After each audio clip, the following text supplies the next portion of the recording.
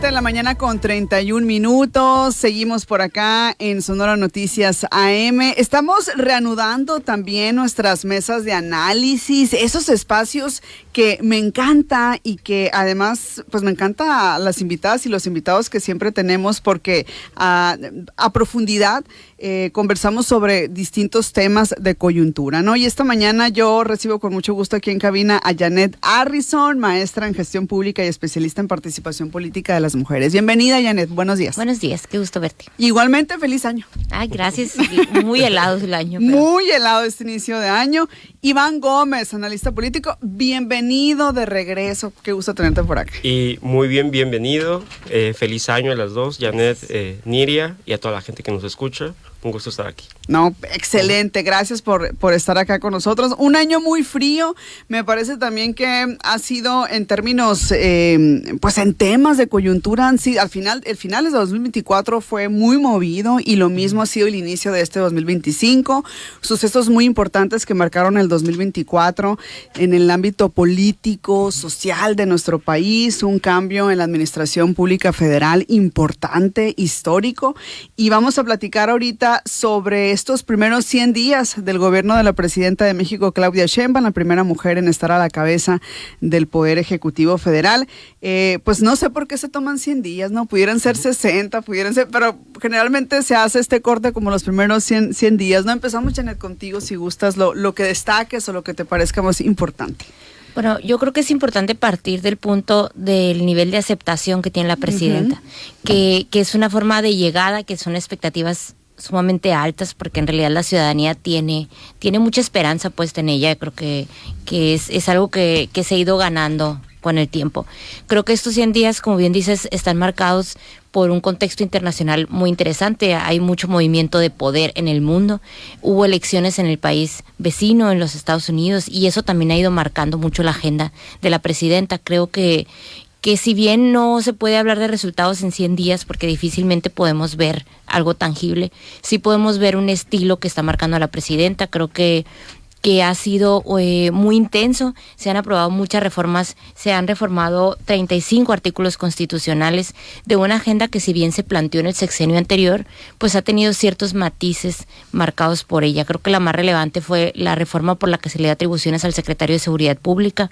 Eso es algo que es distinto a lo que se venía manejando del sexenio anterior y que es importante porque uno de los temas más trascendentes para la ciudadanía es la seguridad. Entonces yo creo que ha sido un buen inicio, complejo, pero ha permitido ir viendo la forma en la que se va a ejercer el poder que se ganó, y que es un poder muy grande y que puede ser aplastante para el resto de las corrientes políticas, pero que al final la presidenta ha mantenido un estilo de comunicación, ha sostenido las mañaneras, es muy reactiva. Hay que ver cómo se va a comportar con Trump esa relación, pero pues sigue hablándole a sus simpatizantes, una oposición muy disminuida y que además no tiene jugada en esa conversación pública, ¿no? Eso es lo que veo. Y ¿sabes qué? Yo voy a agregar que en cuanto a los niveles de aceptación, la expectativa era muy amplia porque López Obrador pues terminó también su sexenio con niveles de aceptación muy elevados, ¿no? Y creo que en ese sentido también esto ayuda a que la expectativa fuese muy alta, ¿no? También destaco parte el tema de cómo habla, cómo se dirige. Creo que particularmente también algo que la ha caracterizado en esta primera parte, ¿no? de su administración, es que le habla a las mujeres también, ¿no? Y muchos temas que tienen que ver y que su impacto es en favor de las mujeres, pues han estado también ahí como parte de su agenda y la forma, ¿no? Al principio decía presidenta con A, por ejemplo, ¿no? Y muchas palabras o frases que por ahí también se destacan, ¿no? Es que es su principal diferenciador con el presidente anterior, ¿no? Claro. Iván. Sí, desde luego. Se le ha preguntado mucho sobre el desapegarse un poco de Andrés Manuel López Obrador como presidenta, y precisamente ella dijo un mensaje que me pareció muy fuerte, en el sentido de ¿por qué tengo que despegarme del presidente anterior cuando en realidad la gente votó por la continuidad de un proyecto político, ¿no? Entonces creo que ahí es un punto importante en el hecho de decir que más allá de la figura personal es un proyecto político transeccional. Y ahí el ingrediente adicional que comentan muy bien las dos es el hecho de que el sello propio es que sea una presidenta mujer y que al mismo tiempo se agregue una agenda política y de gobierno en favor de las mujeres, ¿no? Por ejemplo, este año se viene a llamar el año 2025 año de la mujer indígena, ¿no? Comunicativamente es muy poderoso y al mismo tiempo diferentes programas de gobierno que ella ha venido a instalar, por ejemplo la pensión para mujeres de 60 a 64 años de edad, que es un programa nuevo de su gobierno, y también diferentes programas que forman parte de sus 100 compromisos, entre ellos el apoyo a las mujeres indígenas, a las mujeres jornaleras, también en cuanto a la tenencia de la tierra, y otros que ya se venían realizando, pero que para ellas se han convertido en prioritarios, ¿no? El programa Primero es 1000 días de vida, que justo promueve la lactancia materna y la salud materno-infantil, entre ellos la lactancia. Entonces ha venido a instalar dentro de las prioridades de gobierno los derechos de las mujeres, ¿no? Además de el propósito de lograr hacer del país un espacio libre de violencia para todas. Y vendría a agregar 3 puntos que bien Janet ya mencionó, pero me gustaría profundizar en algunos puntos específicos. El escenario en el que se encuentra ella actualmente, ¿no? Creo que aún con la aprobación tan alta que ha tenido ella como figura política y al mismo tiempo el proyecto de nación, sí es un escenario global muy complejo que le ha tocado ahí estar respondiendo a diferentes golpes que llega por ejemplo Donald Trump, ¿no? Ajá, y en segundo lugar también de Trudeau, ¿no? O sea, creo que en esta disputa sobre el escenario que va a jugar el bloque económico que representa América del Norte en el mundo, pues a ella le ha afectado pues en cuanto al que priorizar tanto en su gobierno como en la comunicación que ejerce. Y al mismo tiempo, otros escenarios importantes es que sí se está hablando efectivo, o más bien que sí se está haciendo efectivo un nuevo régimen político, ¿no? O sea, todos los cambios políticos que ha habido, pues no son nuevos, no sin por qué caer de extraño, porque en realidad pues son propuestas que ya venían desde 2018 con Andrés Manuel, ¿no? Entre ellas yo considero que una reforma muy importante que ya le ha tocado materializar es la reforma del Poder Judicial, que me parece de los cambios más sustantivos que ha habido en los últimos años, y al mismo tiempo la adscripción de la Guardia Nacional a la Sedena, ¿no? Yo diría que son desde los cambios más relevantes, que como bien decía Janet, las propuestas las hizo Andrés Manuel López Obrador, pero ya le ha tocado materializarlas y al mismo tiempo enfrentar pues, todos los retos que significa una y otra propuesta, ¿no? Que son retos pues bastante importantes, sobre todo en del poder judicial. Creo que va a ser una prueba de fuego, va a ser algo muy interesante y además es algo inédito, ¿no? Que vamos a vivir. No sé si quieras agregar algo, Janet. Sí, yo creo que como bien dices, ha habido muchos retos políticos, tanto internacionales como locales, porque también vemos cómo el poder se redistribuye en esa gran coalición que tienen, que representa la Cuarta Transformación. Entonces creo que a ella le ha tocado ser en parte como conciliadora, también imponer su poder, porque a pesar de que sea un solo proyecto político, pues se tiene que reconfigurar el poder y la fuerza política tiene que alinearse a ella. Entonces yo creo que ha sorteado esos retos, digamos con elegancia, porque no ha sido tan confrontativa dentro de los grupos políticos. Creo que este año es muy importante porque la materialización de esas reformas tienen que dar resultados. Las altas expectativas generan el que la ciudadanía espere resultados tangibles y ese es un reto que creo que es muy, muy importante en lo que siguen. Así es. Bueno, son las 7:40. Nos vamos a ir a mensajes. Es momento de hacer una pausa, pero vamos a continuar con esta mesa de análisis tan interesante. También, pues hay un panorama muy interesante para nuestro país en este 2025 en varias áreas. De esto vamos a conversar en unos momentos. Sonora Noticias AM con Nidia Andrade. Radio Sonora, voz de la cultura popular. En el segundo piso de la Cuarta Transformación, la salud es un derecho. Por eso creamos el programa Salud Casa por Casa, para llevar la atención médica a los hogares de las personas con discapacidad y adultas mayores. Estamos realizando un censo con las y los servidores de la nación debidamente identificados. Ayúdanos contestando el cuestionario. Gobierno de todas y todos los mexicanos. Gobierno de México. Este programa es público, ajeno a cualquier partido político. Queda prohibido su uso para fines distintos a los Que establecidos las en el programa. enfermedades respiratorias no arruinen tus planes. Protégete con la vacuna de influenza y COVID-19. Abrígate, toma agua, aliméntate bien y consume vitamina C. De sentir síntomas de gripe, cubre tu boca al estornudar o toser y lava tus manos frecuentemente. Evita automedicarte y acude a tu médico para un tratamiento adecuado. Gobierno de Sonora, tierra de oportunidades. Ven a disfrutar al pueblo mágico de Álamos el 40 aniversario del Festival Alfonso Ortiz Tirado, con presentaciones de artistas de talla internacional como Ana Torroja, Edith Márquez, Messier Periné, Jay de la Cueva, Silvana Estrada, Kika Edgar y muchos más. Del 24 de enero al 1 de febrero de 2025. Te esperamos en el Festival Alfonso Ortiz Tirado. Sonora, tierra de oportunidades. Sale, batazo elevado profundo. Todos los lunes de 6 a 7 de la tarde te esperamos en La Hora Naranjera. Los mejores momentos, promociones y toda la información del equipo más ganador de la Liga Mexicana del Pacífico. La bola va para atrás. Nosotros somos Ricardo Hernández y Samuel Favela y te esperamos en La Hora Naranjera, completamente en vivo por la señal y redes sociales de Radio Sonora y Naranjeros de Hermosillo. Radio Sonora se ve y se escucha en www.radiosonora.com.mx. Sonora Noticias AM.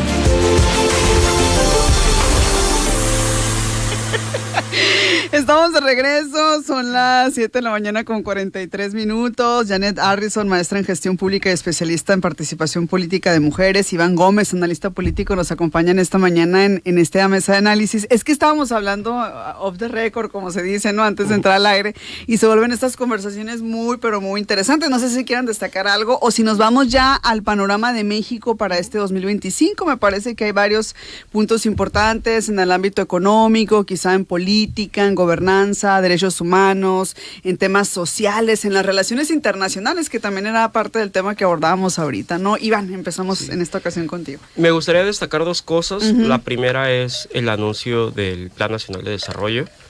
Es un elemento importante pues en materia de gobierno, y que justo es el documento que plasma pues todos los objetivos que tiene el nuevo gobierno para pues, materializar los compromisos que tienen, ¿no? Que como habíamos dicho son 100 al menos los compromisos que hizo la presidenta con la gente, y desde ahí va a ir delineando cada una de los objetivos, las líneas de acción, las estrategias, las líneas de acción para garantizar los derechos de las personas, en segundo lugar lograr la gobernanza y la gobernabilidad, como ella le ha llamado a este ejercicio, y en tercer lugar activar la economía, y en cuarto, que ella le parece muy importante, es la sostenibilidad, ¿no? Ella ha hablado mucho de que no puede haber crecimiento económico sin bienestar, pero al mismo tiempo no puede haber bienestar si no hay sostenibilidad. Entonces, son 4 elementos que conforman el Plan Nacional de Desarrollo que pues, se va a estar trabajando en estas semanas, ¿no? Ya empezó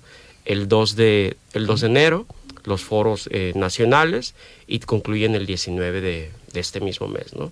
A fin de que ella tenga ya un documento, una matriz de trabajo para cumplir con sus objetivos. Y la segunda es también las reformas pendientes que falta por aprobar en el Poder Legislativo, ¿no? Ella misma ha anunciado una reforma en materia de prohibición de la reelección legislativa, y también habla de la prohibición del nepotismo, ¿no? Esto, ¿qué quiere decir?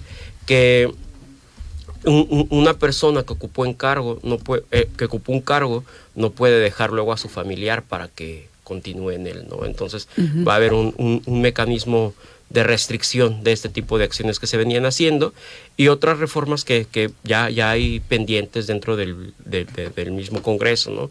Entre ellas, una de las más importantes es la reforma electoral, que es algo que se va a venir discutiendo mucho, que también ahí esa ya incluye la prohibición de la reelección, también una configuración del INE que ahora se vendría a llamar Instituto Nacional Electoral y de Consultas, el INEC, y al mismo tiempo una reconfiguración dentro de la misma autoridad electoral, ¿no? Habría un cambio en el cual desaparecerían los OPLES o los organismos públicos locales electorales y se fomentaría en mayor medida, según la iniciativa, la participación ciudadana, ¿no? Sea a través de los propios procesos electorales, también las consultas ciudadanas, la revocación de mandato. Otra reforma importante es en materia del sistema de pensiones, al hacerse constitucional el fondo el fondo de pensiones para el bienestar.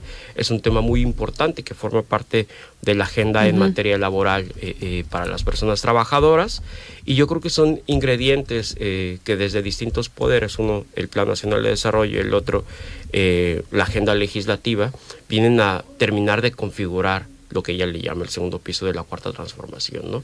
Es decir, crear los cimientos necesarios para que ella pueda gobernar y al mismo tiempo pueda generar el bienestar con el que se comprometió a garantizar en la gente, ¿no? Exactamente. Panorama para este 2025, Janet. Bueno, yo creo que es complejísimo, no solo complejo.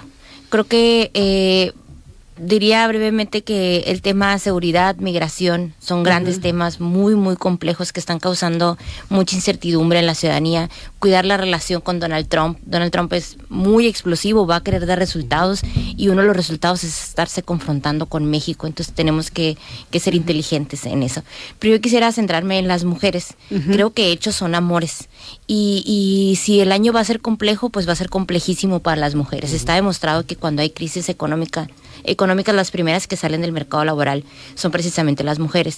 Es necesario que enfrentemos el reto que tenemos en cuidados, hablar de las escuelas de tiempo completo, urge. No hay ningún trabajo en el que una mujer pueda ir y decir, oye, puedo entrar a las 8 y salir a la 1. No existe eso. Entonces, mientras las mujeres no tengan garantizado su derecho al empleo y al tener un ingreso, pues también vemos que el círculo de violencia se perpetúa y que por mucho que hagamos no lo vamos a cambiar. Entonces creo que eso es importante. Parece que sí se van a implementar, o sí van a regresar las escuelas. Pero de tiempo hechos completo. son amores. Necesitamos verlo en el presupuesto. No está en el presupuesto. Hay que ver de qué manera se va a ejecutar. Creo que eso es urgente para prevenir lo económico, que de ahí viene la violencia. Y la otra es la reforma electoral. La representación política de las mujeres se ha garantizado a través de la representación proporcional, o sea, de las pluris. Entonces necesitamos cuidar que estas reformas, que hay cosas que le hacen mucho sentido a la ciudadanía y que en lo personal comparto, pero que ningún paso que demos sea un paso hacia atrás para los derechos de las mujeres. Creo que tenemos que proteger lo ganado.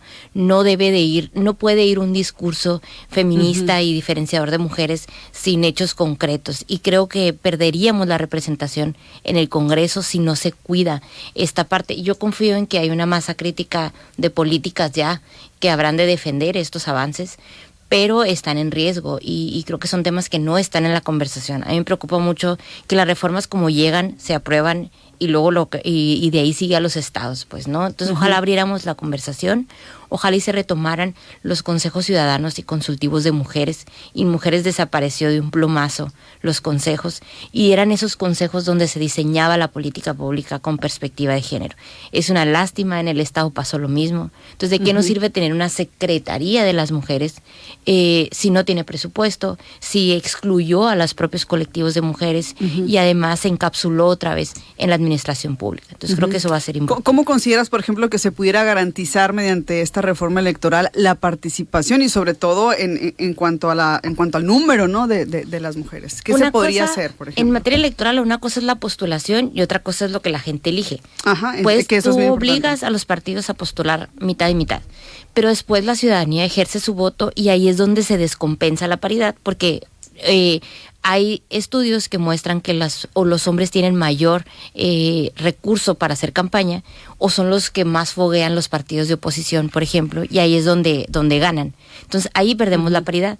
La representación proporcional, o sea, las pluris, son las que nos ayudan a compensar para que la representación en su totalidad sea paritaria. Por ejemplo, en Sonora, los distritos, la integración del Congreso se hace a través de las pluris. Entonces, si perdemos ese mecanismo, necesitamos garantizar de otra manera que la representación política sea paritaria. No podemos perder esos espacios que además han puesto a México en un muy buen papel como uno de los países más avanzados en participación de mujeres.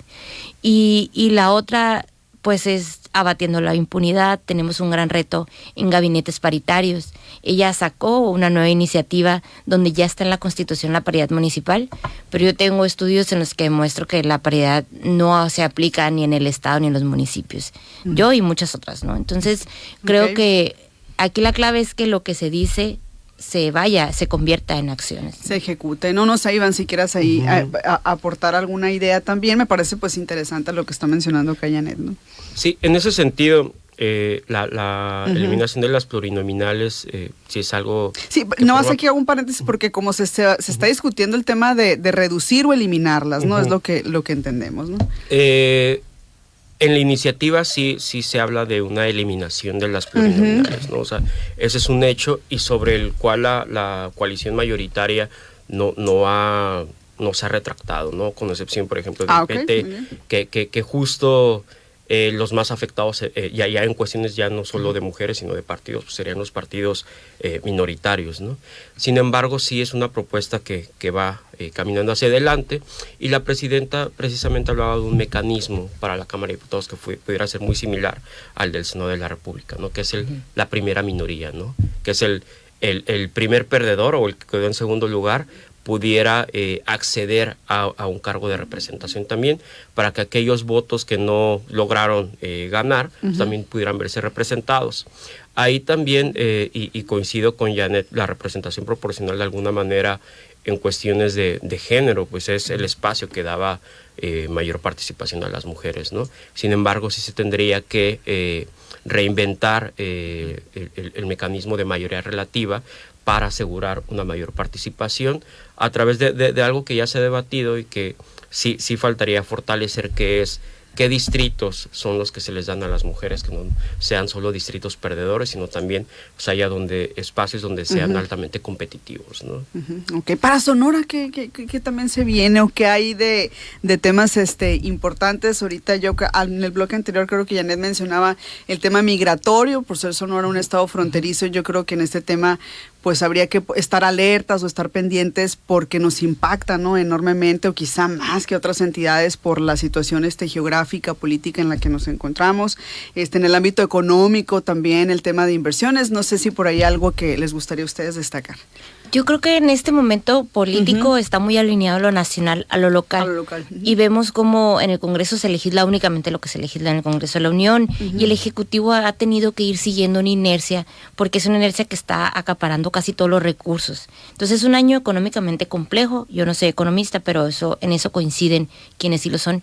Y creo que Sonora enfrenta retos importantes porque hay que financiar la elección judicial, hay que lograr transitar ese proceso, y Sonora no va a estar ajeno. Que de hecho ahí hay una ya del Instituto Estatal Electoral y de Participación, una solicitud, ¿no?, de ampliación presupuestal para... Sí, entonces creo que eso va a absorber mucho la agenda pública del Estado.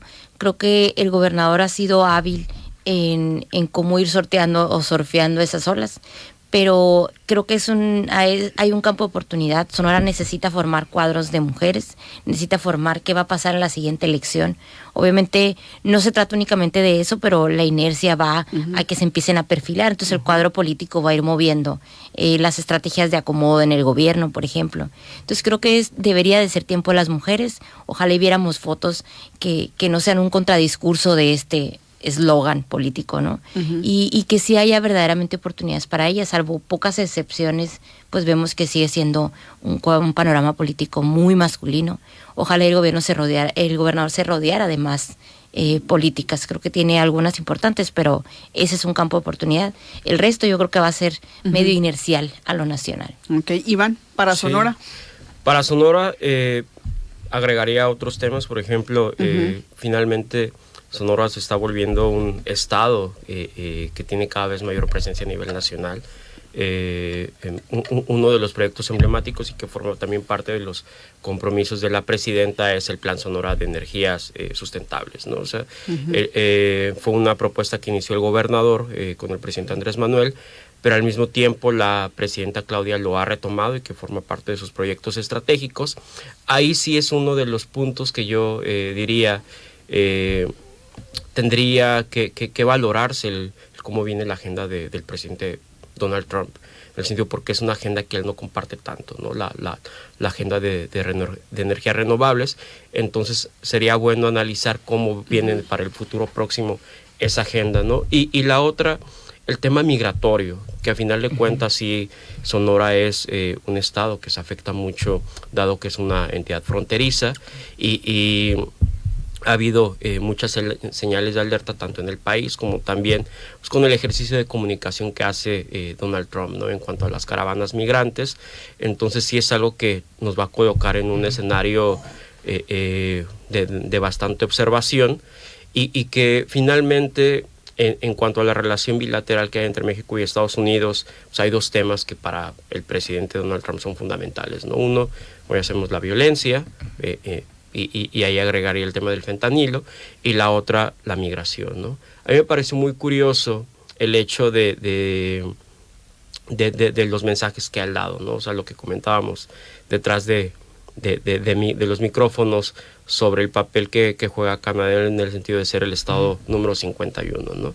El por qué México no, él lo llamaría el estado 52, y yo particularmente tengo un punto de vista ahí, ¿no? En el sentido de que él no ve así a México. ¿Por qué? Porque finalmente busca que es un paraguas de la migración, ¿no? O sea, que no sea necesariamente un país que forme parte de su nación, pero finalmente sí se convierte en un paraguas de la migración. Y esto, que no voy a meterme mucho en el tema, pero ¿por qué lo digo así? Es porque para él la migración es muy importante, ¿no? Y yo creo que va a ser muy, muy tocante el hecho de que se materialice todos los flujos migratorios. Hay una preocupación de parte de la presidenta en el sentido de cómo se va a garantizar los derechos a las personas que transitan por el país, pero que al mismo tiempo no van a poder cruzar la frontera, ¿no? Entonces, Sonora pues ya está haciendo diferentes acciones a través del gobernador y su equipo de trabajo.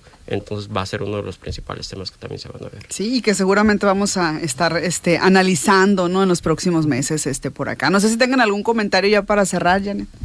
Pues creo que dentro de todos estos análisis que hacemos de lo que viene el 2025, pues hay que también mantener la esperanza de que podemos ser agentes de cambio y que la ciudadanía participe. Creo que hoy más que nunca es importante que estemos en los espacios públicos, que nos informemos y participemos. La elección judicial, nos guste o no, hayamos estado de acuerdo o no, es algo que se va a materializar. Ojalá y todas y todos participemos. Que ese va a ser el reto de la participación. Así, ¿no? Es. También. Entonces, como no renunciar a nuestro derecho a formar parte de lo público y a vivir vidas vivibles, porque creo que las merecemos. Ese sería. Okay. Y para cerrar, Iván, un último comentario.